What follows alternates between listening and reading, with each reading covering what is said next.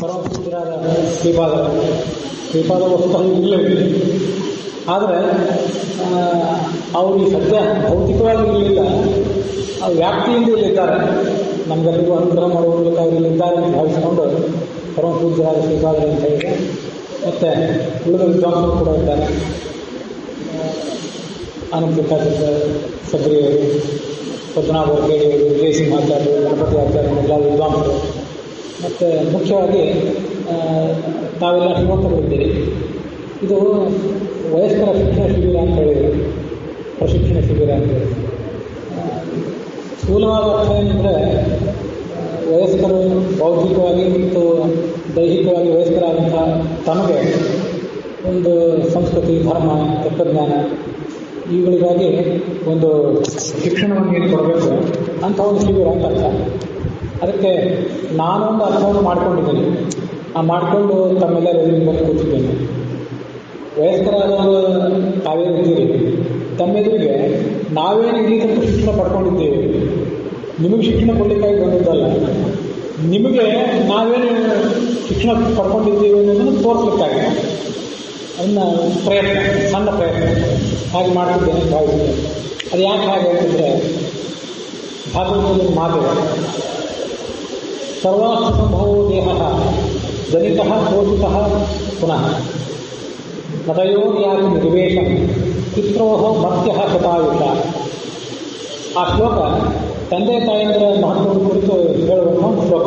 ವಸ್ತುತಃ ಈ ನಮ್ಮ ದೇಹ, ಈ ಭೌತಿಕ ದೇಹ ಇದೆ, ಇದನ್ನು ತಂದೆ ತಾಯಿಗಳು ನಮ್ಗೆ ಕೊಟ್ಟರು. ಈ ಶರೀರ ಸರ್ವಾರ್ಥ ಸಂಭವ, ನಮಗೆ ಧರ್ಮ, ಅರ್ಥ, ಕಾಮ, ಮೋಕ್ಷ ಇವುಗಳೆಲ್ಲವನ್ನೂ ಸಾಧಿಸಲಿಕ್ಕೆ ಬೇಕಾದಂಥ ಒಂದು ಸಾಧನೆ ಈ ಶರೀರ. ಇಂಥ ಶರೀರವನ್ನು ಅವರು ನಮಗೆ ಕೊಟ್ಟರು. ಈ ಶರೀರ ಇಲ್ಲದೆ ಹೋದರೆ ನಮಗೆ ಧರ್ಮ, ಅರ್ಥ, ಕಾಮ, ಮೋಕ್ಷ ಇದ್ಯಾವುದನ್ನು ಸಾಧನೆ ಮಾಡಲಿಕ್ಕಾಗ್ತಿರ್ಲಿಲ್ಲ. ಜನಿತ ಪೋಷಿತ ಪುನಃ, ಕೇವಲ ಹುಟ್ಟಿಸಿ ಅವರು ನಮ್ಮನ್ನು ತಿರಸ್ಕಾರ ಮಾಡಲಿಲ್ಲ, ಅದನ್ನು ಪೋಷಣೆ ಬೇರೆ ಮಾಡಿದರು. ಎಷ್ಟೋ ಪ್ರಾಣಿಗಳಲ್ಲಿ ಹುಟ್ಟಿಸಿ ಆ ತಂದೆ ತಾಯಿಗಳು ಹೋಗಿಬಿಡ್ತಾರೆ, ಬಹಳ ದಿವಸ ಆ ಮಕ್ಕಳನ್ನು, ಸಂತಾನವನ್ನು ಕಾಪಾಡೋದಿಲ್ಲ. ಆ ಸಂತಾನ ತಾನೇ ಹೋರಾಟ ಮಾಡಿ ಬದುಕೋದನ್ನು ಕಲ್ತ್ಕೋಬೇಕು. ಆದರೆ ಮಾನವ ಜೀವನದಲ್ಲಿ ಹಾಗಲ್ಲ, ಹುಟ್ಟಿಸಬೇಕು ಮತ್ತು ಪೋಷಣೆ ಮಾಡಬೇಕು. ಇಷ್ಟು ತಂದೆ ತಾಯಿಗಳ ಜವಾಬ್ದಾರಿ ಇದೆ. ನತಯೋರ್ಯಾತಿ ನಿರ್ವೇಶನ, ಆ ತಂದೆ ತಾಯಿಗಳ ಒಂದು ಋಣ ಏನಿದೆ ಅದನ್ನು ತೀರಿಸಲಿಕ್ಕೆ ಮನುಷ್ಯ ಒಂದು 100 ಜನ್ಮವನ್ನು ಎತ್ತಿ ಬಂದರು, 100 ಜನ್ಮವನ್ನು ಎತ್ತಿ ಆ ತಂದೆ ತಾಯಿಯಿಂದ ಸೇವೆ ಮಾಡಿದರೂ ಕೂಡ ಅವನಿಗದು ಪೂರ್ಣ ಸಾಕಾಗೋದಿಲ್ಲ ಅಂತ ಭಾಗವತದ ಮಾತಿನ ಅರ್ಥ.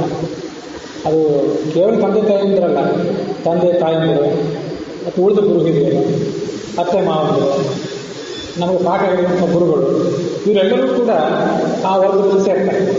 ಅವರು ನಮಗೆ ಕೆಲವರು ದೇಹ ಕೊಟ್ಟರು, ಕೆಲವರು ಪೋಷಣೆ ಕೊಟ್ಟಿರ್ತಾರೆ, ಕೆಲವರು ಅನ್ನ, ವಸತಿ, ವಿದ್ಯೆ ಇತ್ಯಾದಿ ಕೊಟ್ಟು ನಮ್ಮನ್ನು ಕಾಪಾಡುತ್ತಾರೆ.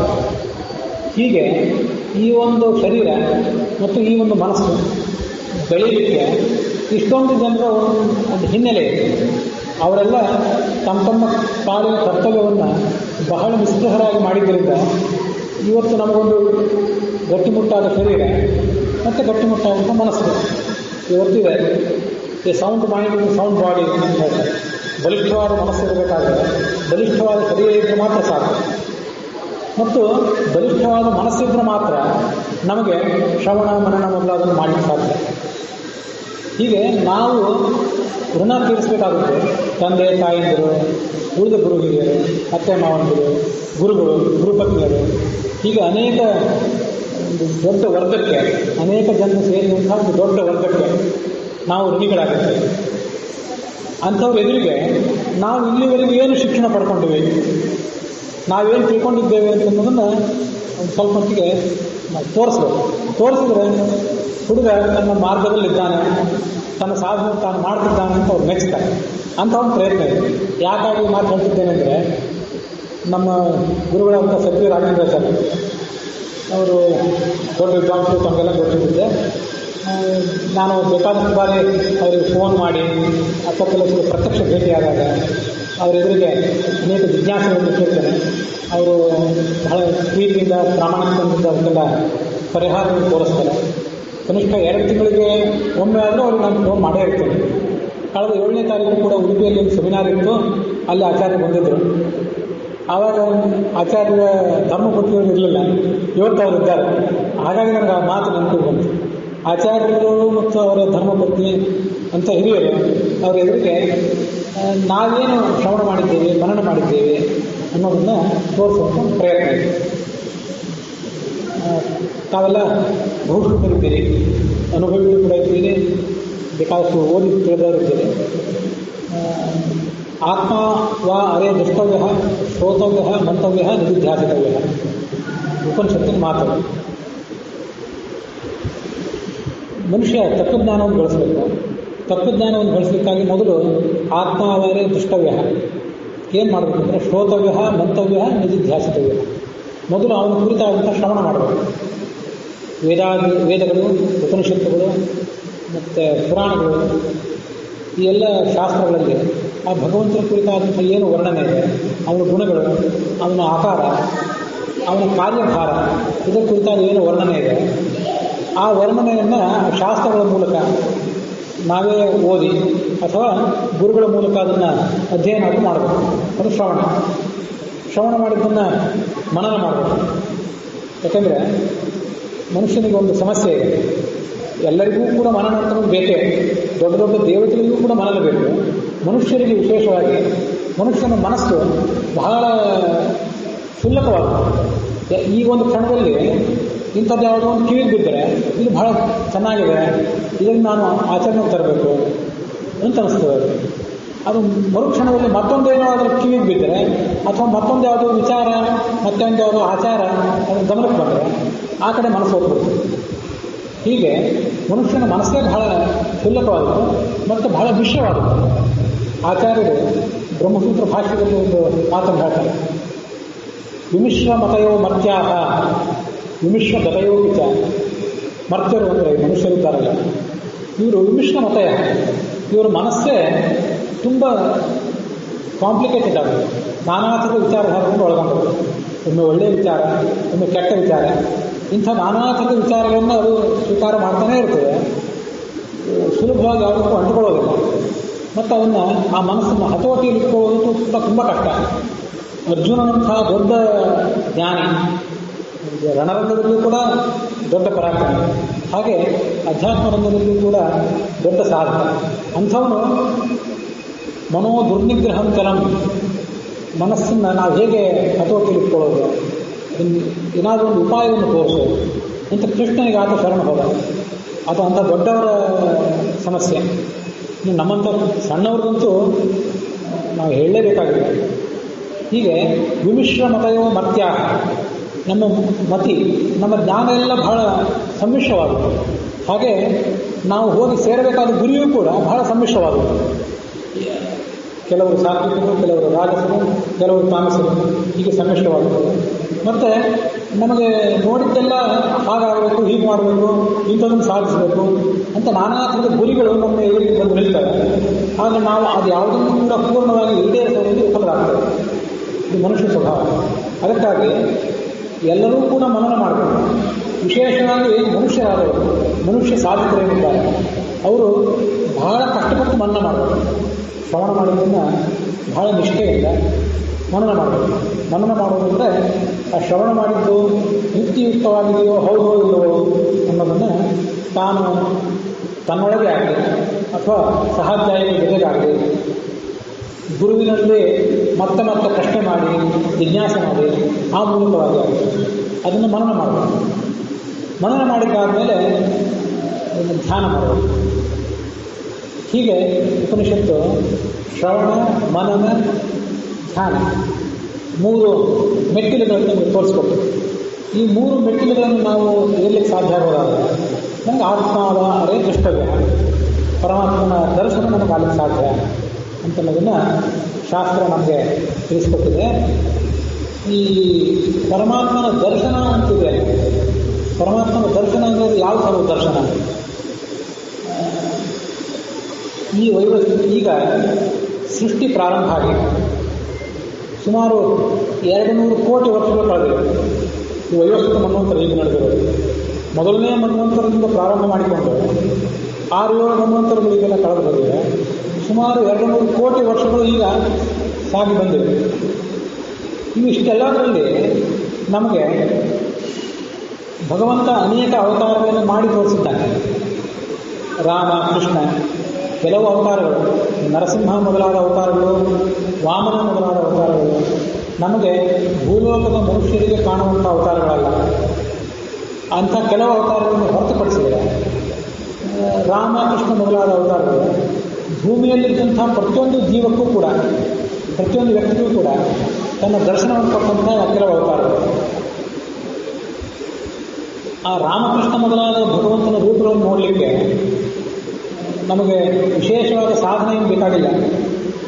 ಅವತ್ತು ರಾಮನ ಕಾಲದಲ್ಲಿ, ಕೃಷ್ಣನ ಕಾಲದಲ್ಲಿ ಯಾರ್ಯಾರು ಬದುಕಿದ್ರು, ಸಾತ್ವಿಕರಾಗಲಿ, ರಾಜಸರಾಗಲಿ, ತಾಮಸರಾಗಲಿ, ತಾಮಸರಲ್ಲಿ ಅತ್ಯಂತ ನೀಚರು, ತಾಮಸರು ಅಂತ ಯಾರು ಹೇಳ್ತಾರಲ್ಲ ಅಂಥವರು ಕೂಡ, ದುರ್ಯೋಧನ ಅಂಥವರು ಎಲ್ಲರೂ ಕೂಡ ಅವನು ನೋಡಿದ್ದಾರೆ. ಹಾಗಾಗಿ ರಾಮ, ಕೃಷ್ಣ ಮೊದಲಾದ ಅವತಾರಗಳನ್ನು ನೋಡಲಿಕ್ಕೆ ವಿಶೇಷ ಸಾಕ್ಷಾತ್ಕಾರ ಏನು ಬೇಕಾಗಿಲ್ಲ, ವಿಶೇಷ ಪ್ರಯತ್ನ ಬೇಕಾಗಿಲ್ಲ. ಆ ಕಾಲದಲ್ಲಿ ಬದುಕಿದ್ರೆ ಸಾಕು. ಆದರೆ ತತ್ವಜ್ಞಾನಕ್ಕೆ ಬೇಕಾದ ಸಾಕ್ಷಾತ್ಕಾರ ಏನಿದೆ, ಮನುಷ್ಯ ತತ್ವಜ್ಞಾನಿಯನ್ನು ಕರೆಸ್ಕೊಂಡು, ಅಪರೋಕ್ಷ ಜ್ಞಾನಿಯನ್ನು ಕರೆಸ್ಕೊಂಡು ನಾಳೆ ಈ ಭೌತಿಕ ಶರೀರ, ನಿರುದ್ಧ ಶರೀರ, ಲಿಂಗ ಶರೀರ, ಈ ಶರೀರಗಳಿಂದ ಮನುಷ್ಯ ತಪ್ಪಿಸಿಕೊಂಡು ಮುಕ್ತನಾಗಲಿಕ್ಕೆ ಬೇಕಾದಂತಹ ಸಾಕ್ಷಾತ್ಕಾರ ಏನಿದೆ ಅದು ಈ ರಾಮಕೃಷ್ಣ ಮೊದಲಾದ ರೂಪಗಳ ಸಾಕ್ಷಾತ್ಕಾರ ಅಲ್ಲ. ಅದು ನಮ್ಮ ಬಿಂಬ ಏನಿದೆ, ಆ ನಮ್ಮ ಬಿಂಬದ ಸಾಕ್ಷಾತ್ಕಾರ. ನಮ್ಮ ಬಿಂಬದ ಸಾಕ್ಷಾತ್ಕಾರ ಆದರೆ ಮನುಷ್ಯ ಮೋಕ್ಷದ ಮಾರ್ಗವನ್ನು, ಸಂಸಾರದ ಮುಕ್ತಿಯ ಮಾರ್ಗವನ್ನು ಹಿಡಿಯಬೇಕಾಗಿದೆ. ಈ ಬಿಂಬ ಸಾಕ್ಷಾತ್ಕಾರ ಅಂತಿದೆಯಲ್ಲ, ಬಿಂಬ ಪರಮಾತ್ಮ ಬಿಂಬ, ನಾವು ಆತನ ಪ್ರತಿಬಿಂಬ. ನಾವು ಆತನ ಪ್ರತಿಬಿಂಬವನ್ನು ಹೇಳುವಾಗ ಈ ಬಿಂಬ ಪ್ರತಿಬಿಂಬ ವ್ಯವಸ್ಥೆ ಇದನ್ನು ಬಹಳ ಜನ ಮಾತಾಡ್ತಾರೆ. ನಮ್ಮ ಮಾರ್ಗ ಸಿದ್ಧಾಂತದಲ್ಲಿ ಕೂಡ ಬಿಂಬ ಪ್ರತಿಬಿಂಬ ಅನ್ನುವಂಥ ಒಂದು ಮಾತಿದೆ. ಹಾಗೆ ಅದ್ವೈತ ವೇದಾಂತ ಮೊದಲಾದ ಬೇರೆ ಶಾಸ್ತ್ರಗಳಲ್ಲಿ ಕೂಡ ಬಿಂಬ ಪ್ರತಿಬಿಂಬ ಅಂತೆಲ್ಲ ಹೇಳ್ತಾರೆ. ಶಬ್ದಗಳನ್ನು ಎಲ್ಲರೂ ಸಮಾನವಾಗಿ ಹೇಳ್ತಾರೆ. ಆದರೆ ಅವರು ಹೇಳುವ ಬಿಂಬ ಪ್ರತಿಬಿಂಬ ವ್ಯವಸ್ಥೆಗಳು, ನಾವು ಹೇಳುವಂಥ ಬಿಂಬ ಪ್ರತಿಬಿಂಬ ವ್ಯವಸ್ಥೆಗಳು ವ್ಯತ್ಯಾಸ ಇದೆ. ಈ ಎಲ್ಲ ವಿಷಯಗಳನ್ನ ತಮ್ಮೆಲ್ಲರಿಗೂ ಹೇಳಲಿಕ್ಕೆ ಬಹಳ ಸಂತೋಷ ಅನಿಸ್ತದೆ. ಯಾಕೆಂದರೆ ಕೆಲವು ಬಾರಿ ತೀರಾ ಸಣ್ಣ ಬಾಲಕರಾದರೆ ಅವ್ರಿಗೆ ಇದ್ರ ಬಗ್ಗೆ ಅಭಿರುಚಿ ಇರೋದಿಲ್ಲ. ನನಗೆ ಈಗಾಗಲೇ ಗೊತ್ತಾಯಿತು, ತಾವೆಲ್ಲ ರೆಕಾರ್ಡ್ ಶ್ರವಣ ಮಾಡಿದ್ದೀರಿ, ಪರಿಚಯ ಇರೋದು. ಈ ಸ್ವಲ್ಪ ಕ್ಲಿಷ್ಟಾಂಶದ ವಿಷಯಗಳನ್ನು ಕೂಡ ತಮ್ಮೆಲ್ಲರಿಗೆ ನಾವು ಹೇಳ್ಕೊಂಡು ಮತ್ತೊಂದು ಬಾರಿ ಶಾಸ್ತ್ರವನ್ನು ಸ್ಮರಣೆಗೆ ತಂದುಕೊಂಡಂತಾಗ್ತದೆ. ಅದಕ್ಕಾಗಿ ಈ ಪ್ರಯತ್ನ. ಉಳಿದ ಶಾಸ್ತ್ರಗಳಲ್ಲಿ, ಅದ್ವೈತ ಮೊದಲಾದ ಶಾಸ್ತ್ರಗಳಲ್ಲಿ ಪರಮಾತ್ಮ, ಜೀವಾತ್ಮ ಇಬ್ಬರು ಒಂದೇ ಇರ್ತಾರೆ. ನಾವು ಆತನ ಬಿಂಬ, ನಾವು ಆತನ ಪ್ರತಿಬಿಂಬ, ಅವನು ನಮಗೆ ಬಿಂಬ. ಹೀಗಾಗಿ ನಾವು ಆತ ಇಬ್ಬರು ಕೂಡ ಅಭಿನ್ನರು ಅನ್ನುವಂಥ ಮಾತನ್ನು ಅವರು ಆಡ್ತಾರೆ. ನಾವು ಕೂಡ ಬಿಂಬ ಪ್ರತಿಬಿಂಬ ಅಂತ ಹೇಳ್ತೇವೆ. ನಮ್ಮ ದೃಷ್ಟಿಯಿಂದ ಬಿಂಬ ಪ್ರತಿಬಿಂಬ ಅಂದರೆ ಏನು? ನಮ್ಮ ದೃಷ್ಟಿಯಿಂದ ನಾವು ಪರಮಾತ್ಮನಿಗೆ ಪ್ರತಿಬಿಂಬರಾದರೂ ನಾವು ಆತನಿಂದ ಪೂರ್ಣವಾಗಿ ಭಿನ್ನರೇ ಆಗಿದ್ದೆವು. ಯಾವ ಕಾಲಕ್ಕೂ ಆತನಿಂದ ಭಿನ್ನರಾಗಿದ್ದೇವೆ. ಇನ್ನು ಯಾವ ಕಾಲಕ್ಕೂ ಕೂಡ ಆತನಿಂದ ನಾವು ಭಿನ್ನರೇ ಆಗಿರ್ತೇವೆ. ಎಂದೂ ಕೂಡ ನಮಗೂ ಆತನಿಗೂ ಅಭೇದ ಇರಲಿಲ್ಲ, ಮುಂದೆಂದೂ ಅಭೇದ ಬರೋದೂ ಇಲ್ಲ. ಈ ಒಂದು ಕಡೆ ಶಾಸ್ತ್ರದಲ್ಲಿ ಹೇಳ್ತಾರೆ, ಯಾವ ವಸ್ತುಗಳಿಗೆ ಒಂದು ಕಾಲದಲ್ಲಿ ಭೇದವೇ ಇರ್ತೋ ಆ ವಸ್ತುಗಳಿಗೆ ಮುಂದೆ ಯಾವ ಕಾಲದಲ್ಲಿ ಕೂಡ ಭೇದವೇ ಇರುತ್ತೆ. ಒಂದು ಕಾಲದಲ್ಲಿ ಭಿನ್ನವಾಗಿದ್ದು ಮತ್ತೊಂದು ಕಾಲದಲ್ಲಿ ಅಭಿನ್ನವಾಗುವುದು, ಒಂದು ಕಾಲದಲ್ಲಿ ಅಭಿನ್ನವಾಗಿದ್ದು ಮತ್ತೊಂದು ಕಾಲದಲ್ಲಿ ಭಿನ್ನ ಆಗುವುದು. ಇದು ಶಾಸ್ತ್ರದಲ್ಲಿಲ್ಲ. ಯಾವುದು ಯಾವ ಕಾಲದಲ್ಲಿ ಅಭಿನ್ನವೋ ಅದು ಮುಂದೆಂದೂ ಅಭಿನ್ನವೇ. ಯಾವ ಎರಡು ವಸ್ತುಗಳು ಯಾವ ಕಾಲದಲ್ಲಿ ಭಿನ್ನವೋ ಅವು ಮುಂದೆ ಯಾವ ಕಾಲದಲ್ಲಿ ಕೂಡ ಭಿನ್ನವೇ. ಹೀಗೆ ಶಾಸ್ತ್ರದಲ್ಲಿ ಅದನ್ನು ವರ್ಣನೆ ಮಾಡ್ತಾರೆ. ಮತ್ತು ನಾವು ಪರಮಾತ್ಮನ ಬಿಂಬ, ನಮ್ಮನ್ನು ಪ್ರತಿಬಿಂಬ ಅಂತ ಏನು ಹೇಳ್ಕೊಳ್ತೇವೆ, ಆ ಒಂದು ಉಪಾಸನೆ ಬೇಕು ಅಂತ ನಾವು ಹೇಳ್ತೇವಲ್ಲ, ಆ ಉಪಾಸನೆಗೆ ಆ ಪರಮಾತ್ಮನ ಬಿಂಬ ಅಂತ ನಾವು ಉಪಾಸನೆ ಮಾಡೋದರಲ್ಲಿ ಒಟ್ಟು 2 ಮಾರ್ಗಗಳು ಅಂತ ಎರಡು ಭಿನ್ನ ಮಾರ್ಗಗಳೇನಲ್ಲ. ಬಿಂಬ ಪ್ರತಿಬಿಂಬ ವ್ಯವಸ್ಥೆ ಅನ್ನೋದು ಒಟ್ಟು ಎರಡು ರೀತಿಯಾದಂತಹ ಬಿಂಬ ಪ್ರತಿಬಿಂಬ ವ್ಯವಸ್ಥೆ ಇದೆ. ಒಂದು ಮೊದಲನೇ ಬಿಂಬ ಪ್ರತಿಬಿಂಬ ವ್ಯವಸ್ಥೆ ಏನಿದೆ ಅದು ಪರಮಾತ್ಮನಿಗೂ ನಮಗೂ ನೇರವಾಗಿರುತ್ತದೆ. ಅಲ್ಲಿ ನಡುವೆ ಯಾರೂ ಇಲ್ಲ. ಪರಮಾತ್ಮನಿಗೂ ನಮಗೂ ಸಾಕ್ಷಾತ್ತಾಗಿರುವಂತಹ ಒಂದು ಬಿಂಬ ಪ್ರತಿಬಿಂಬ ವ್ಯವಸ್ಥೆ. ಈ ಬಿಂಬ ಪ್ರತಿಬಿಂಬ ವ್ಯವಸ್ಥೆ ಏನಿದೆ ಇದು ಸಾದೃಶ್ಯಕ್ಕೆ ಕಾರಣ, ಹೋಲಿಕೆ ಕಾರಣ. ಈಗ ನಮ್ಮ ಮೂಲ ಸ್ವರೂಪ ಇದೆ, ಜೀವನ ಮೂಲ ಸ್ವರೂಪ. ಈ ಜೀವನ ಮೂಲ ಸ್ವರೂಪ ಪರಮಾತ್ಮನ ಒಂದು ಬಿಂಬ ಏನಿದೆ, ನಮಗೊಂದು ಬೇರೆ ಬಿಂಬ, ನಿಮಗೊಂದು ಬಿಂಬ, ಅವರಿಗೊಂದು ಬಿಂಬ, ಹೀಗೆ ಪ್ರತಿಯೊಬ್ಬ ವ್ಯಕ್ತಿಗೂ ಕೂಡ ಒಂದೊಂದು ಬೇರೆಯದೇ ಆದ ಬಿಂಬ ಇದೆ. ಆ ಪರಮಾತ್ಮನ ಆ ಬಿಂಬ ರೂಪದ ಪ್ರತಿಬಿಂಬ ಈ ಜೀವ. ಹೀಗೆ ಒಂದು ಆ ಮೂಲ ಬಿಂಬಕ್ಕೂ ಈ ಪ್ರತಿಬಿಂಬಕ್ಕೂ ಒಂದು ಹೋಲಿಕೆ ಇದೆ, ಈ ಸಾದೃಶ್ಯ ಇದೆ. ನಾವು ಕನ್ನಡಿಯಲ್ಲಿ ಮುಖ ನೋಡಿಕೊಂಡಾಗ ನಮ್ಮ ಮುಖದಲ್ಲಿರುವಂಥ ರೇಖೆ, ನಮ್ಮ ತಲೆಗೂದಲು, ಕಣ್ಣು, ಇವುಗಳೆಲ್ಲದರ ಹೋಲಿಕೆ ಆ ಪ್ರತಿಬಿಂಬಕ್ಕೆ ಕಾಣ್ತದೆ. ಸ್ವಲ್ಪ ಏನಾದರೂ ಅಸ್ತವ್ಯಸ್ತಗಳಿರ್ಬೋದು.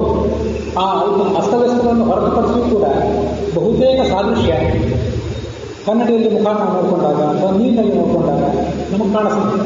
ಹೀಗೆ ಬಿಂಬ ಪ್ರತಿಬಿಂಬಗಳೆಲ್ಲರೂ ಕೂಡ ಸದೃಶವಾಗಿರಬೇಕು ಅನ್ನೋದು ವ್ಯವಹಾರದಲ್ಲಿ ಕೂಡ ಕಂಡಂಥ ಸಂಗತಿ, ಶಾಸ್ತ್ರವೂ ಕೂಡ ಅದನ್ನೇ ಹೇಳಿದೆ. ಮತ್ತು ಈ ಬಿಂಬ ಪ್ರತಿಬಿಂಬ ವ್ಯವಸ್ಥೆ ಏನಿದೆ, ಸ್ತ್ರೀಯರಿಗೆ ಪರಮಾತ್ಮನ ಸ್ತ್ರೀ ರೂಪ ಪ್ರತಿಬಿಂಬ, ಪುರುಷರಿಗೆ ಪರಮಾತ್ಮನ ಪುರುಷ ರೂಪ ಪ್ರತಿಬಿಂಬ. ಪರಮಾತ್ಮನಿಗೆ ಸ್ತ್ರೀ ರೂಪಗಳು ಇವೆ, ಪುರುಷ ರೂಪಗಳು ಇವೆ.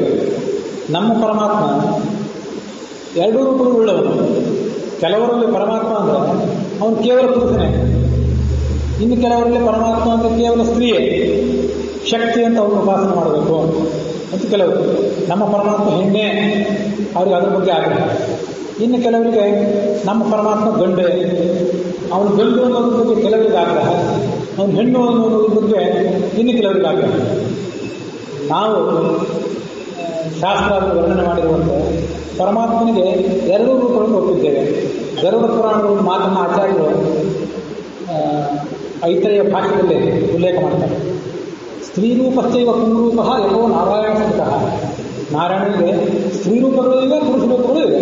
ಇದು ಹರಿಕಥಾಂಬಸ್ತಾರ ಮೊದಲಾದ ಕಡೆಗಳಲ್ಲಿ ಕೂಡ ಐತರೆಯ ಭಾಷ್ಯದ ಆಧಾರದಿಂದ ತುಂಬ ವಿಶದವಾಗಿ ವರ್ಣಿತಾಗಿದೆ. ತಾವೆಲ್ಲ ಅದನ್ನು ಶ್ರವಣ ಮಾಡಿ ಇದ್ದೀವಿ. ಒಂದು ಕಡೆ 36,000 ಸ್ತ್ರೀ ರೂಪಗಳು, ಮತ್ತೊಂದು ಕಡೆ 36,000 ಪುರುಷ ರೂಪಗಳು. ಹೀಗೆ ಪ್ರತಿಯೊಂದು ಶರೀರದಲ್ಲಿ ಕೂಡ ಇದ್ದೇ ಇರ್ತವೆ ಅಂತ ಅದನ್ನು ತಾವೆಲ್ಲ ನೋಡಿ ಇದ್ದೀವಿ. ಹೀಗೆ ಒಂದು ಸ್ತ್ರೀ ಜೀವಕ್ಕೆ ಪರಮಾತ್ಮನ ಸ್ತ್ರೀ ರೂಪ ಪ್ರತಿಬಿಂಬ, ಮತ್ತೊಂದು ಪುರುಷ ಜೀವಕ್ಕೆ ಪರಮಾತ್ಮನ ಪುರುಷ ರೂಪ ಪ್ರತಿಬಿಂಬ.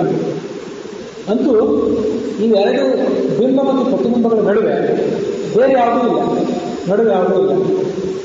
ಇದು ಒಂದು ಬಿಂಬ ಪ್ರತಿಬಿಂಬ ವ್ಯವಸ್ಥೆ. ಇನ್ನೊಂದು ಬಿಂಬ ಪ್ರತಿಬಿಂಬ ವ್ಯವಸ್ಥೆ ಇದೆ. ಇದರಲ್ಲಿ ಒಂದು ದೊಡ್ಡ ತಾರತಮ್ಯವೇ ಇದೆ.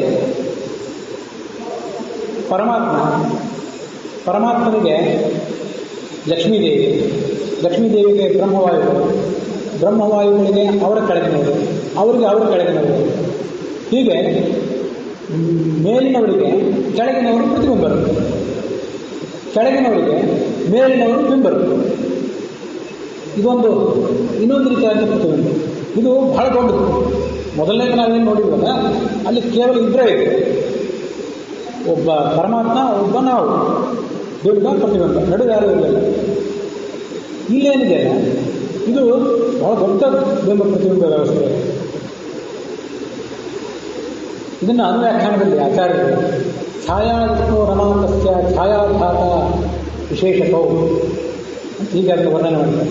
ವಿಷ್ಣುವಿಗೆ, ಪರಮಾತ್ಮನಿಗೆ ಲಕ್ಷ್ಮೀದೇವಿ, ರಮಾದೇವಿ ಛಾಯೆ, ಛಾಯೆ ಅಂದರೆ ಪ್ರತಿಬಿಂಬ ಅಂತ ಅರ್ಥ.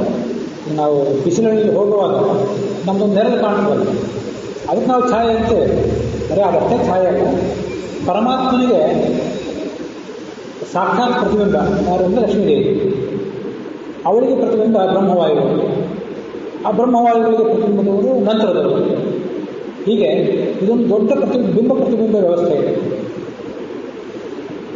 ನಾವು ಶ್ರವಣ ಮಾಡಬೇಕು, ಮನನ ಮಾಡಬೇಕು, ಆಮೇಲೆ ಧ್ಯಾನ ಮಾಡಬೇಕು, ಈ ಎಲ್ಲ ಸಂಗತಿಗಳು ನೋಡಿದ್ವಲ್ಲ. ಈ ಮನನ ಮಾಡುವಾಗ ನಾವು ಪರಮಾತ್ಮನ ನಮಗೆ ನಾವು ಪ್ರತಿಬಿಂಬರು, ನಮಗೆ ಪ್ರತಿಬಿಂಬರಾದಂತಹ ನಮಗೆ ಮೂಲವಾದ ಒಂದು ಬಿಂಬ ಇದೆಯಲ್ಲ ಪರಮಾತ್ಮನ ಬಿಂಬ, ಅದನ್ನು ಸಾಕ್ಷಾತ್ಕಾರ ಮಾಡಿಕೊಳ್ಬೇಕು ಅಂತ ಹೋದಾಗ ನಾವು ಈ ಎರಡೂ ರೀತಿಯಾದಂತಹ ಬಿಂಬ ಪ್ರತಿಬಿಂಬಗಳ ವ್ಯವಸ್ಥೆಗಳನ್ನು ಸಾಕ್ಷಾತ್ಕರಿಸ್ಕೊಳ್ಬೇಕು. ಇವೆರಡೂ ಕೂಡ ಹೆಚ್ಚು ಕಡಿಮೆ ಒಂದೇ ಸಂದರ್ಭದಲ್ಲಿ ಆಗುವಂಥವು. ನಮಗೆ ಯಾವ ಪರಮಾತ್ಮನ ಬಿಂಬ ಮೂಲವೋ ಅದನ್ನು ಸಾಕ್ಷಾತ್ಕಾರ ಮಾಡಿಕೊಳ್ಬೇಕು. ಹಾಗೆ ಇನ್ನೊಂದು ದೊಡ್ಡ ಬಿಂಬ ಪ್ರತಿಬಿಂಬ ವ್ಯವಸ್ಥೆ ಇದೆಯಲ್ಲ, ನಮ್ಮ ಗುರುಗಳು, ಅವ್ರ ಗುರುಗಳು, ಈಗ ಪರಮಾತ್ಮನ ತನಕ ಹೋಗುವಂಥ ಮತ್ತೊಂದು ಬಿಂಬ ಪ್ರತಿಬಿಂಬ ವ್ಯವಸ್ಥೆ ಇದೆ. ಅದನ್ನು ಕೂಡ ಸಾಕ್ಷಾತ್ಕಾರ ಮಾಡ್ಕೊಳ್ಬೇಕು. ಎರಡನ್ನೂ ಸಾಕ್ಷಾತ್ಕಾರ ಮಾಡ್ಕೊಳ್ಬೇಕು. ನಾವು ಕನ್ನಡಿಯಲ್ಲಿ ನಾವು ನಿಂತಿದ್ದಾಗ ನಮ್ಮ ಮುಖ ನಮಗೆ ಕಾಣ್ತಾ ಇತ್ತು. ಕನ್ನಡಿ ಸ್ವಲ್ಪ ದೊಡ್ಡದಾಗಿದ್ದಾಗ ಆ ಕನ್ನಡಿಯಲ್ಲಿ ಮತ್ತೊಂದು ಯಾವುದಾದ್ರೂ ಪ್ರತಿಬಿಂಬ ಕಾಣಿಸಿದ್ರೆ ಇನ್ನೊಬ್ರು ಯಾರು ಬಂದು ಅಂತ ಹಿಂತಿರುಗಿ ನೋಡ್ತೀವಿ.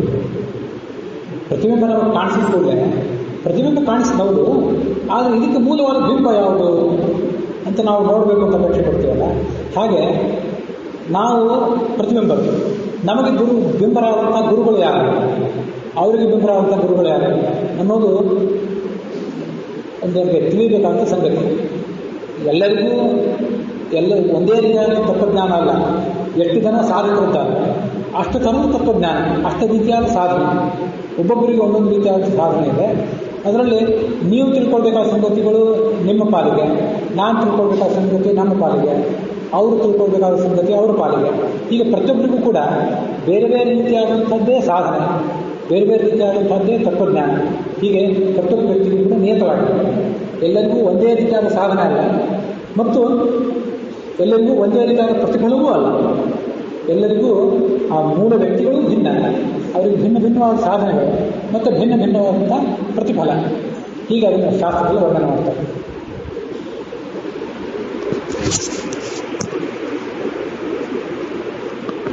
ಶೇಷಸ್ಥ ಪ್ರತಿಬಿಂಬಾಸ್ತು ದೇವಾ ಶೇಷಸ್ತು ಬ್ರಹ್ಮಣ ಸ ಪರಬ್ರಹ್ಮಣಶ್ಚೈವ ಅತಃ ಸ್ವಬಿಂಬದ್ವಾರೈವ ಪರಮಾತ್ಮ ಪ್ರದರ್ಶನ. ನಡುವೆ ಒಂದೆರಡು ಶಬ್ದಗಳೇನು ತಪ್ಪಿಕೊಂಡು ಕಾಣಿಸ್ತದೆ. ಶೇಷಸ್ಥ ಪ್ರತಿಬಿಂಬಾಸ್ತು ದೇವ, ಎಲ್ಲ ದೇವತೆಗಳು ಇವರೆಲ್ಲರೂ ಗರುಡ ಶೇಷ ರುದ್ರರಿಗೆ, ಅಲ್ಲಿ ಹೇಳಿದ್ದು ಶೇಷನಿಗೆ, ಆ ಗರುಡ ಶೇಷ ರುದ್ರರಿಗೆ ಅಥವಾ ಶೇಷನಿಗೆ ಅವರು ಪ್ರತಿಬಿಂಬರು, ಅಂದರೆ ಶೇಷನಿಗೆ ಅವರು ಅಧೀನ. ಶೇಷಸ್ತಿ ಬ್ರಹ್ಮಣ, ಶೇಷ ಚತುರ್ಮುಖ ಬ್ರಹ್ಮನಿಗೆ ಪ್ರತಿಬಿಂಬ. ಸ ಪರಬ್ರಹ್ಮಣ, ಶೇಷ ಪರಬ್ರಹ್ಮನಾದಂಥ ಪರಮಾತ್ಮನಿಗೆ, ಮೊದಲು ಲಕ್ಷ್ಮೀದೇವಿ, ಅದಕ್ಕಿಂತ ಆ ಬಳಿಕ ಕೊನೆಯದಾಗಿ ಪರಮಾತ್ಮನಿಗೆ ಅವನ ಪ್ರತಿಬಿಂಬ. ಹೀಗೆ ಒಂದು ಜೀವ ಇದು ತನ್ನ ಬಿಂಬ, ಅದರ ಬಿಂಬ, ಹೀಗೆ ಅನೇಕ ದೊಡ್ಡದೊಂದು ವ್ಯವಸ್ಥೆ ಇದೆ. ಅಥವಾ ಸ್ವಬಿಂಬದ್ವಾರವೇ ಪರಮಾತ್ಮ ಪ್ರದರ್ಶನ. ಕೊನೆಯ ಮಾತೇನಿದೆ ಅಂದರೆ, ನಮಗೆ ಪರಮಾತ್ಮನ ಜ್ಞಾನ ಆಗಬೇಕಾಗಿದೆ, ಪರಮಾತ್ಮನ ತತ್ವಜ್ಞಾನ ಆಗಬೇಕಾಗಿದೆ. ಸ್ವಬಿಂಬದ್ವಾರ ನಮಗೆ ಒಬ್ಬ ಗುರುಗಳು ಇರ್ತಾರೆ, ಆ ಗುರುಗಳ ಸ್ವರೂಪ ಜ್ಞಾನ ನಮಗಾಗಬೇಕು. ಅಂಥ ಗುರುಗಳು ಕೂಡ ಆ ಸಂದರ್ಭ ಬಂದಾಗ, ಪಕ್ವವಾದ ಸಂದರ್ಭ ಬಂದಾಗ ಅವರು ಕೂಡ ಆ ಸಂದರ್ಭವನ್ನು ಹುಡುಕಿಕೊಂಡು ಬರ್ತಾರೆ, ಶಿಷ್ಯನನ್ನು ಹುಡುಕಿಕೊಂಡು ಬರ್ತಾರೆ. ಬಂದು ತಾವ್ಯಾರು ಅಂತ ಶಿಷ್ಯನಿಗೆ ತೋರಿಸ್ತಾರೆ. ನಮ್ಮ ಗುರುಗಳೇನು ಅಂತ ನಮಗೆ ಗೊತ್ತಾಗ್ತದೆ. ಅವ್ರ ಗುರುಗಳು ಯಾರು ಅನ್ನುವಂಥ ಒಂದು ಇವರೆಲ್ಲರ ಸ್ವರೂಪ ಜ್ಞಾನ ನಮಗಾಗ್ತದೆ. ಸ್ವಬಿಂಬದ್ವಾರೈವ, ಈ ಮೂಲಕವೇ ಪರಮಾತ್ಮನ ತತ್ವಜ್ಞಾನ. ಇದು ಭಾಗವತಾಚಾರ್ಯರಲ್ಲಿ ಆಚಾರ್ಯರು ಉಲ್ಲೇಖ ಮಾಡಿರುವಂಥ ಒಂದು ಶ್ಲೋಕ. ಬ್ರಹ್ಮತರ್ಕದ ಮಾತು ನನಗೆ ನೆನಪು. ಬ್ರಹ್ಮತರ್ಕ ಅನ್ನೋ ಒಂದು ದೊಡ್ಡ ತರ್ಕ ಗ್ರಂಥ, ಅದರ ಕೆಲವು ಮಾತುಗಳನ್ನು ಭಾಗವತಾಚಾರ್ಯರಲ್ಲಿ ಅಲ್ಲಿ ಆಚಾರ್ಯರು ಉಲ್ಲೇಖ ಮಾಡಿದ್ದಾರೆ. ನಾನೀಗ ಹೇಳಿದ ಶ್ಲೋಕ ಅದು. ಹೀಗೆ ಜೀವ ಶ್ರವಣ ಮಾಡಿ, ಮನನ ಮಾಡಿ, ಧ್ಯಾನ ಮಾಡಿ, ಆ ಬಳಿಕ ತತ್ವಜ್ಞಾನ ಪಡ್ಕೊಳ್ಳೋದು ಅಂತೇನಿದೆಯಲ್ಲ, ಆ ತತ್ವಜ್ಞಾನ ಪಡ್ಕೊಳ್ಳೋದು ಅಂದರೆ ನಮಗೆ ಸಾಕ್ಷಾತ್ತಾಗಿ ಬಿಂಬವಾಗಿ ಪರಮಾತ್ಮನನ್ನು ತಿಳ್ಕೊಳ್ಳೋದು. ಅದು ಮೊದಲನೇ ವ್ಯವಸ್ಥೆ, ನಾನು ಆಗಲೇ ಹೇಳಿದೆ. ಎರಡನೇ ವ್ಯವಸ್ಥೆ ಅಂದರೆ ನಮ್ಮ ಗುರುಗಳು, ಅವ್ರ ಗುರುಗಳು, ಹೀಗೊಂದು ದೊಡ್ಡ ಪರಂಪರೆಯೂ ಇದೆ. ಈ ಪರಂಪರೆಯ ಮೂಲಕ ತುದಿಯಲ್ಲಿರುವಂಥ ಪರಾಕಾಷ್ಠೆಯಲ್ಲಿರುವಂಥ ಸಾ ಕಾಷ್ಠ ಸಾ ಪರಾಗತಿ ಅಂತ, ಆ ಪರಾಕಾಷ್ಠೆಯಲ್ಲಿರುವಂಥ ಪರಮಾತ್ಮನ ಸ್ವರೂಪವನ್ನು ತಿಳ್ಕೊಳ್ಳೋದು. ಅಥವಾ ಸ್ವಬಿಂಬದ್ವಾರ ಇವ, ಇದೆಲ್ಲವೂ ಕೂಡ ನಮ್ಮ ಬಿಂಬಗಳ ದ್ವಾರ ಮೂಲಕವೇ ಆಗಬೇಕು. ಇದನ್ನು ಹರಿಕಥಾನುಸಾರದಲ್ಲಿ ಬಿಂಬರೆಣಿಪರು ಸ್ವೋತ್ತಮರು ಅಂತ ಒಂದು ಪದದಲ್ಲಿ ದಾಸರು ಹೇಳ್ತಾರೆ. ನಮ್ಮ ಸ್ವೋತ್ತಮರೆಲ್ಲರೂ ಕೂಡ, ನಮಗಿಂತ ಹಿರಿಯರೆಲ್ಲರೂ ಕೂಡ ನಮಗೆ ಬಿಂಬಗಳನ್ನು ಕಳಿಸ್ಕೊಡ್ತಾರೆ. ಅವರ ಅನುಗ್ರಹ, ಅದರ ಮೂಲಕವೇ ನಮಗೆ ಪರಮಾತ್ಮನ ಜ್ಞಾನ ಆಗಬೇಕು. ಹೀಗೆ ಎರಡು ರೀತಿಯಾದಂತಹ ಬಿಂಬ ಪ್ರತಿಬಿಂಬ ವ್ಯವಸ್ಥೆ ಇದೆ ಅಂತ ಅದನ್ನು ನಾನು ತಮ್ಮೆದುರಿಗೆ ಹೇಳಿದೆ. ಇದು ನರಸಿಂಹ ಕ್ಷೇತ್ರ ಆದ್ದರಿಂದ ನರಸಿಂಹದೇವರು ನಮಗೆ ಕೆಲವು ಕಡೆ ಹೀಗೆ ಶಾಸ್ತ್ರದಲ್ಲಿ ಹೇಳ್ತಾರೆ, ತಾಸ ಸಾಹಿತ್ಯದಲ್ಲಿ ಮೊದಲಾಗಿ ಕೆಲವು ಕಡೆ ನಮಗೆ ಸದ್ಯ ಬಿಂಬ ಯಾವುದೂ ಗೊತ್ತಿಲ್ಲ. ನಾವೊಂದು ಜೀವ, ನಾವೊಂದು ಪ್ರತಿಬಿಂಬ ಅಂದಮೇಲೆ ನಮಗೊಂದು ಬಿಂಬ ಇದೆ. ಬಿಂಬ ಯಾವುದೂ ಈಗ ಗೊತ್ತಿಲ್ಲ. ಆದರೂ ಸದ್ಯ ಪರಮಾತ್ಮ ಲಕ್ಷ್ಮೀ ನರಸಿಂಹ ರೂಪವನ್ನು ಬಿಂಬ ಅಂತ ತಿಳ್ಕೊಂಡು ಉಪಾಸನೆ ಮಾಡಿರಿ. ಅದು ಮುಂದೆ ನಿಮ್ಗೆ ಯಾವ ನಿಮ್ಮ ಬಿಂಬ ಅಂತ ಗೊತ್ತಾಗ್ತದೆ ಮುಂದೆ ಅಂತ ಕೆಲವರು ಹೇಳೋದಿಲ್ಲ. ಅದಕ್ಕಾಗಿ ಕ್ಷಮ್ ಲಕ್ಷ್ಮೀ ನರಸಿಂಹ ಈ ಜೀವೇ, ಈ ಜೀವ ಹೃದಯದಲ್ಲಿ ಲಕ್ಷ್ಮೀ ನರಸಿಂಹ ಇದ್ದಾನೆ ಅನ್ನುವಂಥದ್ದು ಶಾಸ್ತ್ರದಲ್ಲಿ ಹೇಳ್ತಾರೆ. ಈ ಲಕ್ಷ್ಮೀ ನರಸಿಂಹನ ಕಾರ್ಯಗಳೇನು, ಆತ ಮಾಡೋದೇನು, ಆತನ ಸ್ವರೂಪವನ್ನು ಮತ್ತೆ ಶಾಸ್ತ್ರದಲ್ಲಿ ಹೇಗೆ ವರ್ಣನೆ ಮಾಡಿದ್ದಾರೆ, ಮತ್ತೆ ಯಾವ ಕೆಲವು ರೂಪಗಳಿಗೆ ಆತನ ಹೋಲಿಕೆ ಇದೆ ಅಂತದನ್ನು ನಾನು ಮನನ ಮಾಡಿದಂಥ ಒಂದೆರಡು ಸಣ್ಣ ಸಂಗತಿ, ಭಾಳ ದೊಡ್ಡ ಸಂಗತಿಗಳು ಅಂತೇನಲ್ಲ, ಅದನ್ನು ತನ್ನೆದುರು ಹೇಳ್ತೀನಿ. ಈ ಮಾಂಡೂಕ ಉಪನಿಷತ್ತಿನಲ್ಲಿ ವಿಶ್ವ, ತೈಜಸ, ಪ್ರಾಜ್ಞ ಅನ್ನುವಂಥ ಮೂರು ರೂಪಗಳನ್ನು ಹೇಳ್ತಾರೆ. ವಿಶ್ವರೂಪ ಏನಿದೆ, ಪರಮಾತ್ಮನ ವಿಶ್ವ ಅನ್ನುವ ರೂಪ, ಅದು ನಮ್ಮ ಜಾಗೃತ ವಸ್ತುವಿಗೆ ನಿಯಾಮಕ. ನಾವು ಎಚ್ಚರ ಇದ್ದಾಗ ನಮ್ಮನ್ನು ಎಚ್ಚರ ಮಾಡಿ, ನಾವು ಎಚ್ಚರ ಇದ್ದಾಗ ನಮ್ಮಿಂದ ಅನೇಕ ಚಟುವಟಿಕೆಗಳನ್ನ ಮಾಡಿಸಿ ನಮ್ಮನ್ನು ಮುನ್ನಡೆಸುವಂಥ ರೂಪ, ಅದಕ್ಕೆ ವಿಶ್ವ ಅಂತ ರೂಪ ಅಂತ ಹೇಳ್ತಾರೆ. ತೈಜಸ ಅನ್ನುವಂಥ ರೂಪ ಇದೆ, ಅದು ನಮ್ಮ ಕನಸಿಗೆ ನಿಯಾಮಕವಾದಂಥ ರೂಪ, ಅದು ಕೂಡ ನೋಡಿದ್ದೀರಿ. ಆ ಉಪನಿಷತ್ತು ಮತ್ತು ಉಪನಿಷತ್ ಭಾಷ್ಯದ ಹಿನ್ನೆಲೆಯಲ್ಲೇ ಹರಿಕಥಾಂಬಸ್ವಾಮಿಗಳು ಕೂಡ ಅದನ್ನು ವಿಕಾಸ ಹೇಳಿದ್ದಾರೆ. ನಮಗೀಗ ಈ ಸದ್ಯ ನಮಗೆ ಮುಖ್ಯ ಆಗುವಂಥ ಸಂಗತಿ, ಸುಷುಪ್ತ ಸ್ಥಾನ ಏಕೀಭೂತ ಪ್ರಜ್ಞಾನಘನಯೇ ಆನಂದಮಯೋ ಆನಂದರೂಪೋ ಆನಂದಮಯೋ ಖ್ಯಾತ್ಮ. ಸ್ವಲ್ಪ ಅದೇನೋ ಶಬ್ದ ಆನಂದಘನಯೇವ ಆನಂದಮಯೋ ಸ್ವಯಮಾತ್ಮ ಚತುಷ್ಪಾತ್. ಸುಷುಪ್ತ ಸ್ಥಾನೇ ಏಕೀಭೂತ ಪ್ರಜ್ಞಾನಘನಯೇವ ಆನಂದಮಯೋ ಆನಂದಘನ ಅಂತಿದೆ ಸರಿ. ಆತ ಪ್ರಾಜ್ಞ ಅಂತ ಒಂದು ಸಮಾಪ್ತಿ ಇದೆ, ವಾಕ್ಯದ ಸಮಾಪ್ತಿ. ಈ ಪರಮಾತ್ಮನ ಪ್ರಾಜ್ಞಾ ಅಂತ ರೂಪ ಏನಿದೆ, ಆ ಪ್ರಾಜ್ಞ ಅನ್ನೋ ರೂಪ ನಮ್ಮ ಸುಷುಪ್ತಿಗೆ, ನಮ್ಮ ನಿದ್ರೆಗೆ ಪ್ರೇರಕವಾದಂಥ ರೂಪ, ನಿದ್ರೆಗೆ ನಿಯಾಮಕವಾದಂಥ ರೂಪ. ನಾವು ಕನಸು ಕಾಣುವಾಗಲೂ ಕೂಡ, ರಾತ್ರಿ ಮಲ್ಕೊಂಡು ಬೆಳಿಗ್ಗೆ ಏಳುವ ತನಕ ಕೂಡ ನಾವು ನಿದ್ದೆ ಮಾಡಿದ್ವಿ ಅಂತ ಹೇಳ್ಕೊಳ್ತೇವೆ. ವಸ್ತುತಃ ಅದು ಪೂರ್ಣವಾಗಿ ನಿದ್ರೆ ಮಾಡಿರೋದಿಲ್ಲ. ನಡುವೆ ಅನೇಕ ಕನಸುಗಳನ್ನು ಕಾಣ್ತಾ ಇರ್ತೇವೆ. ಆ ಕನಸೆಲ್ಲ ನಿದ್ರೆ ಅಲ್ಲ, ಸುಮ್ಮನೆ ನಾವು ಹೀಗೆ ಮಲ್ಕೊಂಡಿದ್ದ ಕೆಲಸಕ್ಕೂ ಕೂಡ ಹಾಸಿಗೆ ಮೇಲೆ ಅಂಗಾತಾಗಿ ಮಲ್ಕೊಳ್ಳೋದು, ಲೈ ಡೌನ್ ಅಂತ ರೆಗ್ಯುಲೇಷನ್. ಹಾಗೆ ಮಲ್ಕೊಂಡಿದ್ದಕ್ಕೆಲ್ಲ ನಿದ್ರೆ ನಾವು ಅಂತೀವಿ, ನಿದ್ರೆ ಮಾಡ್ತಿದ್ದಾರೆ ಅವರು ಅಂತ ನಾವು ಹೇಳ್ತೀವಿ. ನಾನು ನಿದ್ರೆ ಮಾಡಿದ್ದೆ ಅಂತೀವಿ. ವಸ್ತುತಃ ಅದೆಲ್ಲ ನಿದ್ರೆ ಅಲ್ಲ, ಎಷ್ಟು ಕನಸು. ಮತ್ತು ಸುಷುಪ್ತಿ ಅಂತೇನಿದೆ, ಆ ಸುಷುಪ್ತಿ ಅವಸ್ಥೆಯಲ್ಲಿ ನಮ್ಮ ಜೊತೆಗಿದ್ದು ನಮ್ಮನ್ನು ನಿಯಂತ್ರಿಸುವಂಥ ರೂಪ ಏನಿದೆ, ಅದು ಪ್ರಾಜ್ಞೆ ಅನ್ನುವಂಥ ರೂಪ. ಈ ಪ್ರಾಜ್ಞೆ ಅನ್ನುವಂಥ ರೂಪಕ್ಕೂ ಮತ್ತು ಈ ನರಸಿಂಹನ ರೂಪ ಏನಿದೆ, ಆ ನರಸಿಂಹನ ರೂಪಕ್ಕೂ ಒಂದು ಮಟ್ಟಿನ ಸಾದೃಶ್ಯ ಇದೆ ಅಂತ ನನಗೆ ಅನಿಸ್ತು. ಇವಾಗ ನಾನೊಂದು ವಿದ್ವಾಂಸರಿರೋದು ಹೀಗೆ ಆಲೋಚನೆ ಮಾಡಿದರೆ ಇದು ಸರಿಯಾ ಅಂತ ಹೇಳ್ಕೊಳ್ಳಿಕ್ಕೆ ಉತ್ತಮವಾದ ಅವಕಾಶ ಅಂತ ಅನಿಸ್ತು. ಈ ಪರಮಾತ್ಮನೂ ಕೂಡ ಮತ್ಸ್ಯಾದಿರೂಪಿ ಪೋಷಯತಿ, ಭಾಗವತಾಚಾರ್ಯರು ಆಚಾರ್ಯ ಉಲ್ಲೇಖ ಮಾಡಿದಂಥ ವಾಮನ ಪುರಾಣದ ಒಂದು ಶ್ಲೋಕ, ಮತ್ಸ್ಯಾದಿರೂಪಿ ಪೋಷಯತಿ.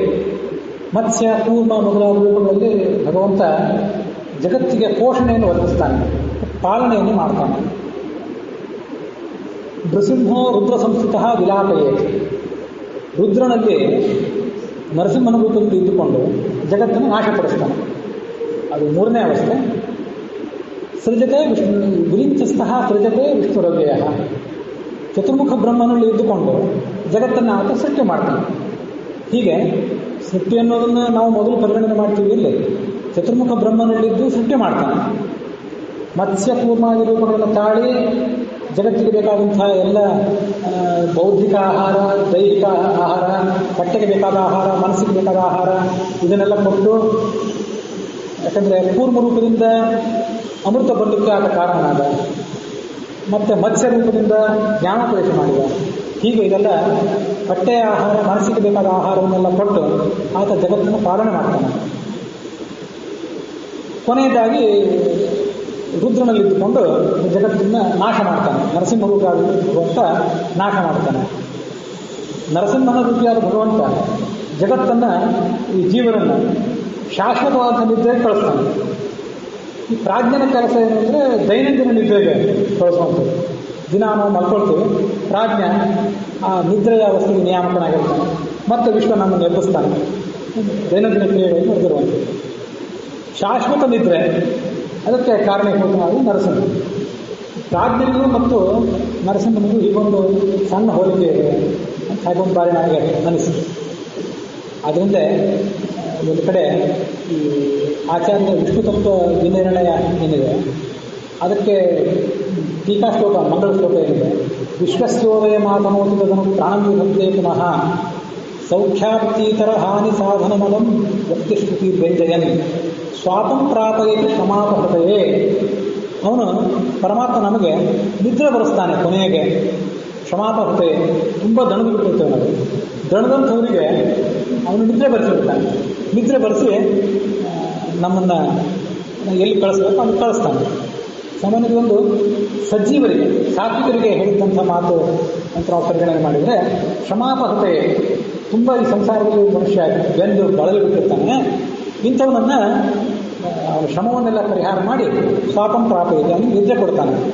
ನಮಗೆ ನರಸಿಂಹನ ರೂಪ ಬಹಳ ಭಯಂಕರವಾದ ಕಾಣಿಸ್ತದೆ. ಹಿರಣ್ಯಕಶಿಪುವಿನಂಥ ದುರುಳರಿಗೆ ಹೌದು ಬಹಳ ಭಯಂಕರವಾದ ರೂಪವೇ. ಆದರೆ ಪರಮಾತ್ಮನ ರೂಪಗಳಲ್ಲಿ ಇಂಥ ಒಂದು ವೈಚಿತ್ರ್ಯ ಇದೆ. ನಾನಾ ಥರದ ವಿಭಿನ್ನ ಗುಣಗಳನ್ನು ಒಳಗೊಂಡಂಥದ್ದು ಪರಮಾತ್ಮನ ರೂಪ. ವಿರುದ್ಧ ಶಕ್ತಯೋ ಯಸ್ಯ ನಿತ್ಯ ಯುಗಪದೇವಹಿ ಅಂತ ವರಾಹ ಬ್ರಾಹ್ಮಣ ಮಾತನ್ನು ಹಾಗೂ ತಾತ್ಪರ್ಯದಲ್ಲಿ ಆಚಾರ್ಯ ಉಲ್ಲೇಖ ಮಾಡ್ತಾರೆ. ಜಗತ್ತಿನ ದೃಷ್ಟಿಯಲ್ಲಿ ಯಾವ ರೂಪಗಳು, ಯಾವ ಕ್ರಿಯೆಗಳು ತೀರಾ ವಿಭಿನ್ನವೋ ಅಂಥವೆಲ್ಲ ಪರಮಾತ್ಮನ ಕಂಡಿವೆ. ಅದನ್ನು ಯಾವುದೂ ಅಸಹಜವೇ ಅಲ್ಲ. ಹೀಗೆ ಅತ್ಯಂತ ಉಗ್ರವಾದ ರೂಪವನ್ನು ತಾಳಿ ದುರುಳರನ್ನು ಆತ ಸದೆ ಬರೆಯಬಲ್ಲ. ಮತ್ತು ಆತನೇ ಅತ್ಯಂತ ಸೌಮ್ಯವಾದ ಸುಂದರವಾದ ರೂಪವನ್ನು ತಾಳಿ ತನ್ನ ತೊಡೆಯ ಮೇಲೆ ಇಟ್ಕೊಂಡು ನಮ್ಮನ್ನು ತಟ್ಟಿ ಮಲಗಿಸಬಲ್ಲ. ಅದೇ ಕೈಗಳು ಹಿರಣ್ಯಕಶಿಪುವಿನ ಹೊಟ್ಟೆಯನ್ನು ಸಿಗಿದು ಬೆಗೆದು ಅವನನ್ನು ಕೊಂದು ಹಾಕಿದ್ರು. ಅದೇ ಕೈಗಳು ನಮ್ಮನ್ನು ತಾಯಿಯಿಂದ ತಟ್ಟಿ ತೂಗಬಲ್ಲವು. ಅಂಥ ಕೈಗಳನ್ನು ಉಪಾಸನೆ ಮಾಡಬೇಕು. ನಮೋ ಬಾಹುಭ್ಯಾಂ, ನಮೋ ಹಿರಣ್ಯ ಬಾಹವೇ. ಪರಮಾತ್ಮನನ್ನ ನಿನ್ನ ಕೈಗಳು ಎಂಥ ಕೈಗಳು ಅಂತಂದರೆ ರುದ್ರಾಧ್ಯಾಯವನ್ನು ವರ್ಣನೆ ಮಾಡಿದ್ರು. ನಮೋ ಹಿರಣ್ಯ ಬಾಹವೇ, ಅತ್ಯಂತ ಸುಂದರವಾದ ತೋಳುಗಳು ನಿಂತು. ನಾವು ಸಾಮಾನ್ಯ ನಿನ್ನ ಕಾಲಿಗೆ ಬೀಳ್ತೇನೆ ಅಂತ ಯಾರ್ಯಾರು ಕಾಲಿಗೆ ನಮಸ್ಕಾರ ಮಾಡ್ತೀವಿ. ಪರಮಾತ್ಮ ನೋಡಿದ್ರೆ ಬಾಹುಭ್ಯಾಂ ಅಂತ ವದನ್ಮನೆ, ನಿನ್ನ ಬಾಹುಗಳಿಗೆ ನಮಸ್ಕಾರ. ಹಿರಣ್ಯ ಬಾಹವೇ, ಪರಮಾತ್ಮನ ತೋಳುಗಳಿಗೆ ನಮಸ್ಕಾರ ಮಾಡೋದೇನು ಅಂದರೆ ತೋಳು ಕಾಲು ಎಲ್ಲ ಅಭಿನ್ನ ಅಂತ ಒಂದು ವಿಶಿಷ್ಟವಾದ ಸ್ವರೂಪವನ್ನು. ಅದಕ್ಕಾಗಿ ಆ ಪರಮಾತ್ಮನ ತೋಳುಗಳ ಮಹತ್ವ ಏನಂದರೆ ದುಷ್ಟರನ್ನ ಸಿಗಿಯುವ ತೋಳುಗಳು, ನಮ್ಮನ್ನು ತಾಯಿಯಿಂದ ತಟ್ಟಿ ತೂಗಬಲ್ಲ ತೋಳುಗಳು. ಇಂಥ ಒಂದು ವಿಶಿಷ್ಟವಾದ ಸ್ವರೂಪವು ಅವನಲ್ಲಿದೆ. ಪ್ರಾಜ್ಞನ ಕೆಲಸ ನಮಗೆ ನಿದ್ರೆ ಬರ್ತದೆ. ನರಸಿಂಹನ ಕೆಲಸ ಪ್ರಳಯ ಕಾಲದಲ್ಲಿ ನಮ್ಮನ್ನು ತೊಗೊಂಡು ಹೋಗಿ ಪ್ರಳಯ ಮಾಡಿಸಿ ನಮ್ಮನ್ನು ಅಲ್ಲಿ ಯಾವ ಗತಿಗೆ ತಲುಪಿಸ್ಬೇಕು ಅಲ್ಲಿ ತಲುಪಿಸೋದು. ಹೀಗೆ ನರಸಿಂಹನ ರೂಪಕ್ಕೂ ಪ್ರಾಜ್ಞ ರೂಪಕ್ಕೂ ಒಂದು ಮಟ್ಟಿನ ಸಾದೃಶ್ಯ ಇದೆ. ನಾವು ಎರಡನ್ನೂ ಸೇರಿಸಿ ಪ್ರಾಜ್ಞಸಿಂಹ ಅಂತ ಬೇಕಾದ್ರೆ ಕರಿಬೋದು.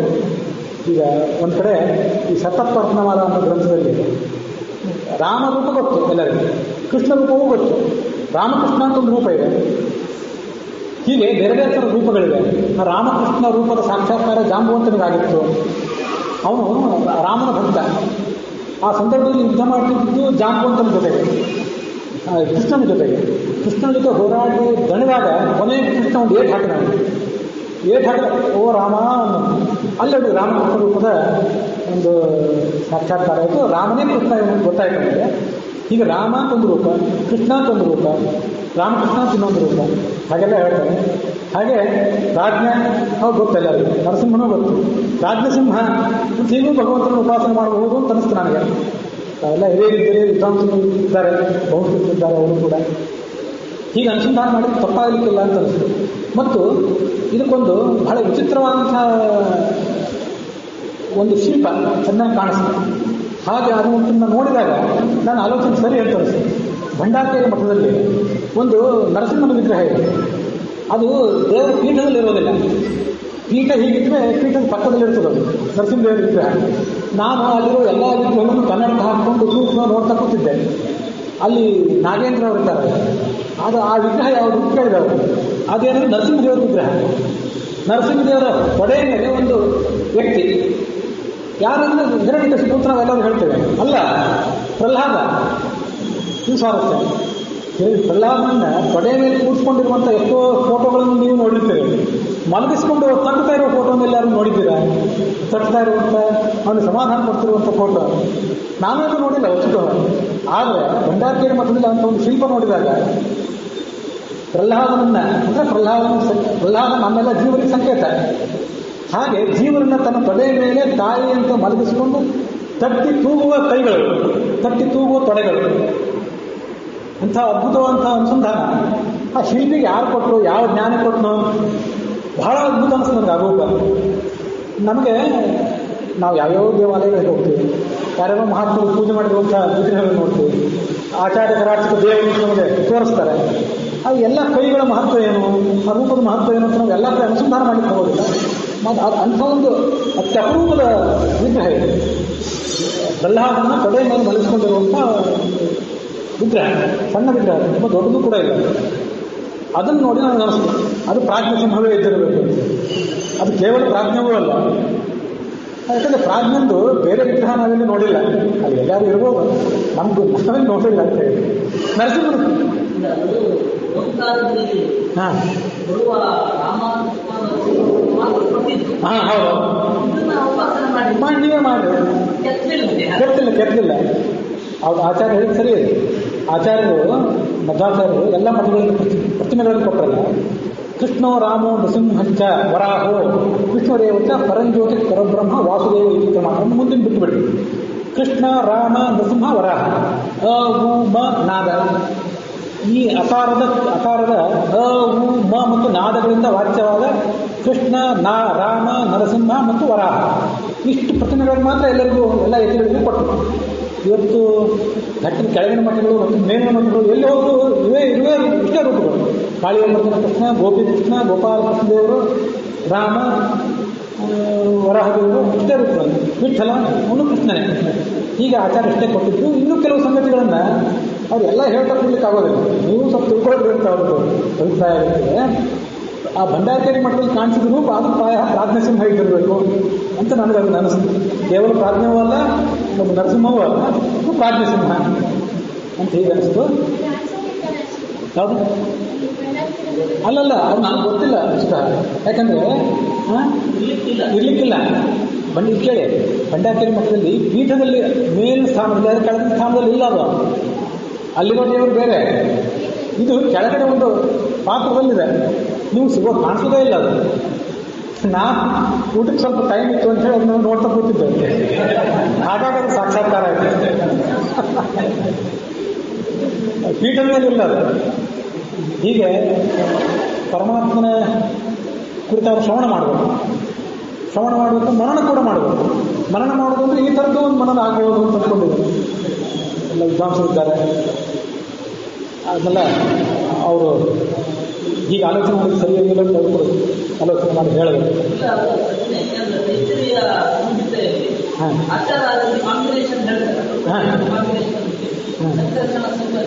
ಹಾಂ ಹೌದು. ಈಗ ಅನಾಥ ರೂಪಗಳಿವೆ. ಹೌದು, ಅನೇಕ ರೂಪಗಳಿವೆ ಇದೆಲ್ಲ ಹೇಳ್ತಾರೆ. ಹೀಗೆ ಮನುಷ್ಯ ಸಾಧಕನಾದನ್ನು ಶ್ರವಣ ಮಾಡಿ ಅದನ್ನು ಮನನ ಮಾಡಿ ಅದನ್ನು ಮುಂದೆ ಧ್ಯಾನ ಮಾಡಬೇಕು. ನಮ್ಮಲ್ಲಿ ಧ್ಯಾನ ಮಾಡೋದ್ರಿಂದ ಒಂದು ಭಿನ್ನಾಭಿಪ್ರಾಯ ಇದೆ. ಮಾಡಬೇಕು ಅಂತ ಕೆಲವರು, ಮಾಡಬೇಕಾಗಿಲ್ಲ ಅಂತ ಕೆಲವರು. ನಾವು ಅದ್ರ ಬಗ್ಗೆ ತೀರ್ಮಾನ ಮಾಡೋದು ದೊಡ್ಡವರಲ್ಲ.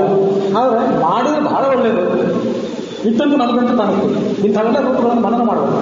ಮನನ ಮಾಡಿ ಯಾಕೆ ಪರಮಾತ್ಮ ಆ ಹಸ್ತ, ಆ ತೋಳುಗಳು, ಆಯುಧಗಳು ಇದನ್ನೆಲ್ಲ ಧಾರಣೆ ಮಾಡಿದ್ದಾರೆ, ಅವನ ಉದ್ದೇಶ ಏನು, ಭಕ್ತರಿಗೆ ಅವನು ಕೊಡುವಂಥ ಸಂದೇಶ ಏನು ಅಂತನ್ನೆಲ್ಲ ನಾವು ಮನನ ಮಾಡಬೇಕು. ಅದನ್ನು ಧ್ಯಾನ ಮಾಡಬೇಕು. ಧ್ಯಾನ ಮಾಡಿ ಪರಮಾತ್ಮನ ಸಾಕ್ಷಾತ್ಕಾರ, ಬಿಂಬದ ಸಾಕ್ಷಾತ್ಕಾರ. ನಾನು ಆಗಲೇ ಹೇಳಿದ್ರೆ 2 ರೀತಿಯಾದ ಬಿಂಬದ ಸಾಕ್ಷಾತ್ಕಾರ. ಒಂದು, ನಮಗೆ ಯಾವ ಪರಮಾತ್ಮನ ಬಿಂಬರೂಪ ನೇರವಾಗಿದೆಯೋ, ನಡುವೆ ಯಾವುದೂ ಇಲ್ಲವೋ ಅದರ ಸಾಕ್ಷಾತ್ಕಾರ. ಇನ್ನೊಂದು, ನಮ್ಮ ಗುರುಗಳು, ಅವ್ರ ಗುರುಗಳು, ಆ ಪರಂಪರೆಯ ಸಾಕ್ಷಾತ್ಕಾರ. ಇವೆರಡೂ ಕೂಡ ಆಗಬೇಕು. ಇವೆರಡನ್ನು ಪಡ್ಕೊಂಡು ಮನುಷ್ಯ ಸಂಸಾರದ ಮುಕ್ತಿಯನ್ನು ಗಳಿಸಲಿಕ್ಕೆ ಸಮರ್ಥನಾಗ್ತಾನೆ ಅನ್ನೋಲ್ಲಿಗೆ ನಾನು ಈ ಮಾತನ್ನು ಮುಕ್ತಾಯ ಮಾಡ್ತೇನೆ. ಇದು ಸ್ಕಂದನ ಕ್ಷೇತ್ರ. ಇಲ್ಲಿ ನಾಗನ ಸನ್ನಿಧಾನವೂ ಕೂಡ ಇದೆ. ಸ್ಕಂದ ಅಂದರೆ ಮನೋಭಿಮಾನಿ, ನಾಗ ಅಂದರೆ ಅಕ್ಷರ ಪುರುಷ ಅಲ್ಲ, ಛಂದ ಪುರುಷ. ಸರಿ ಛಂದ ಪುರುಷ. ಈ ವಿದ್ಯಾಭ್ಯಾಸಕ್ಕೆ, ತತ್ವಜ್ಞಾನಕ್ಕೆ, ನಿತ್ಯದ ಶ್ರವಣ ಮರಣ ಇವೆಲ್ಲದಕ್ಕೂ ಕೂಡ ಸ್ಕಂದನ ಅನುಗ್ರಹ, ನಾಗನ ಶೇಷನ ಅನುಗ್ರಹ ಇದೆಲ್ಲ ಅತ್ಯವಶ್ಯವಾಗಬೇಕು. ಇವರೆಲ್ಲರೂ ಕೂಡ ನಮಗೆ ಬಿಂಬರು, ಪರಮಾತ್ಮನಿಗೆ ಪ್ರತಿಬಿಂಬರು, ನಮಗೆಲ್ಲರೂ ಬಿಂಬರು. ಈ ಪರಮಾತ್ಮನ ಪ್ರತಿಬಿಂಬಭೂತರಾದವರು ಇವರೆಲ್ಲ, ನಮಗೆ ಬಿಂಬಭೂತರಾದವರು. ಇಂಥ ಸ್ಕಂದ ಶೇಷ ಮೊದಲಾದ ಶ್ರೇಷ್ಠ ಪ್ರತಿಬಿಂಬಗಳು. ಈ ಪ್ರತಿಬಿಂಬಗಳ ಅಂತರ್ಯಾಮಿಯಾದಂಥ ಮುಖ್ಯ ಪ್ರಾಣ, ದೊಡ್ಡ ಪ್ರತಿಬಿಂಬಗಳಲ್ಲಿ ಅಷ್ಟೊಂದು ದೊಡ್ಡದು. ಅವನ ಅಂತರ್ಯಾಮಿಯಾದಂಥ ಕ್ಷೇತ್ರ ಸ್ವಾಮಿ ಲಕ್ಷ್ಮೀ ನರಸಿಂಹ. ಅದನ್ನು ಮತ್ತೆ ನಾವು ಪ್ರಾಜ್ಞಸಿಂಹ ಅಂತ ನೋಡಬಹುದು. ಆ ಪ್ರಾಜ್ಞಸಿಂಹನಿಗೆ ಈ ಮಾತು ಅರ್ಪಿತಾಗಲಿಗೆ ಈ ಎರಡು ಮಾತನ್ನು ಮುಕ್ತಾಯ ಮಾಡ್ತೀವಿ.